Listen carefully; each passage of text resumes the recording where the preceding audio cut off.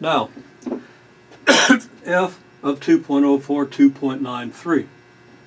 Okay, well, if we use this approximation, 2.04 and 2.93 both being, well, 2.04 being close to 2, 0.04 more, 2.93 being 0.07 less than 3, so it's close to 3, we expect this approximation to be fairly good. If the second derivatives aren't too unwieldy, aren't too big, that's going to be the case. Okay, well, plugging in 2.04 for x, 2.04 over 3. Plugging in 2.93 for y, we get 2 times y over 9, 2 times 2.93 over 9, plus 2/3. Now, I'm going to rewrite that, okay?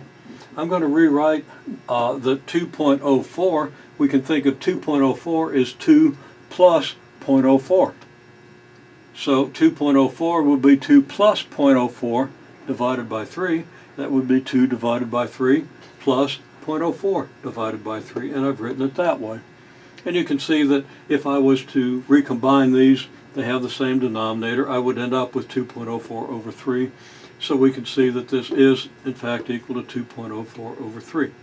Now, with the 2.93, 2 times 2.93 over 9 is a little harder to see, so I've written it out here. Hopefully you can see it. I've said that negative 2 multiplied by 2.93 over 9. Well, 2.93 is just 3 minus 0.07. So that's negative 2 times 3 minus 0.07 over 9, which then is minus 2 times 3 over 9, which I've written here, minus 2 times negative 0.07 over 9, which I've written here. And now, there's one other step. 3 goes into 9 3 times, so this is negative 2/3. So now I can write the negative 2 times 2.93 over 9 as negative 2/3 minus 2 times negative 0.07 over 9. And then I'll add that to 2/3. So right there is my result. But simplifying just a little bit,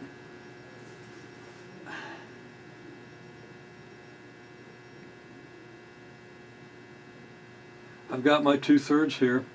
Well, okay. I've got 2/3, I've got negative 2/3, and I've got 2/3. That all adds up to 2/3. So simplifying this, I just get 2/3. I still have my 0.04 over 3. And what does this correspond to? This corresponds to the effect of changing from 2 to 2.04. Okay, that causes a difference in this approximation of 0.04 over 3. The changing 3 to 2.93 causes a difference with the negative 2/3 I'd get if y was 2. It gets me a difference of negative 2 times negative 0.07 over 9, negative 2/9 of negative 0.07. This is the change in the value of f due to changing the value of y from 3 to 2.93. So now I have the 2/3 that I would have gotten, okay, by plugging in 2/3 into the function, because we've seen easily that f of 2/3 is 2/3, it's just x over y. So there's the value of the function when x is 2 and y is 3. And then we have plus the combined effects due to the change in x of 0.04 and the change in y of negative 0.07. And when I work these out and add them up, I get 0.26 over 9.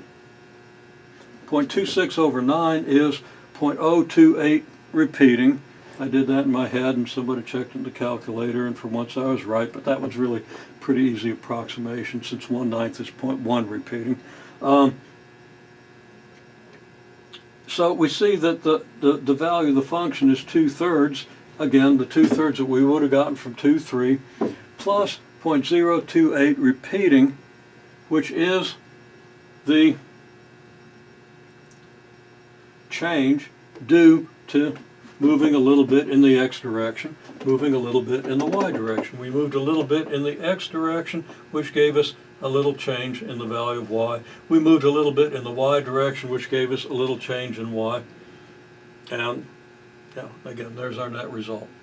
And when we moved in the y direction, we moved in the negative y direction, which is why the change in y would have been positive, because along this tangent line, if we move to the left, we do go up, despite the fact that we have a negative slope. Okay, we compare this value with what we get when we actually plug these numbers in.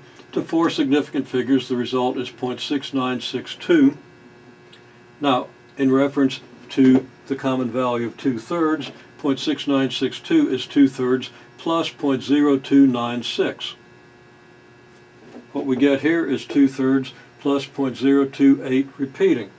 Well, 0.0296 is about 0.001 bigger than 0.028 repeating, so the difference of this function, the actual difference in moving 0.04 units in the x direction along the graph, if you wish, and negative 0.07 units in the y direction, due to the fact that your function here is curving. This one's linear, but this one's curving.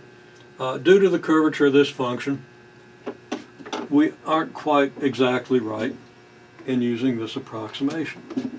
And the difference is, again, that 0.001. Not much difference, but maybe significant for our application. The function changes by a little more than would be predicted from the linear approximation because, of course, as we move to the left, this value goes above the linear approximation due to the curvature. Okay, there's a lot to digest there, but we've looked at this function. We've seen what its limiting value is as you approach 0, and we've seen that it doesn't have one. Depends on how you approach 0. We've seen what happens out here away from 0 at the point 2, 3. So we've obtained some information about this function, and we also see how to obtain information about the behavior of the function near any set of x, y coordinates except 0, 0, where the behavior really depends on the direction you go.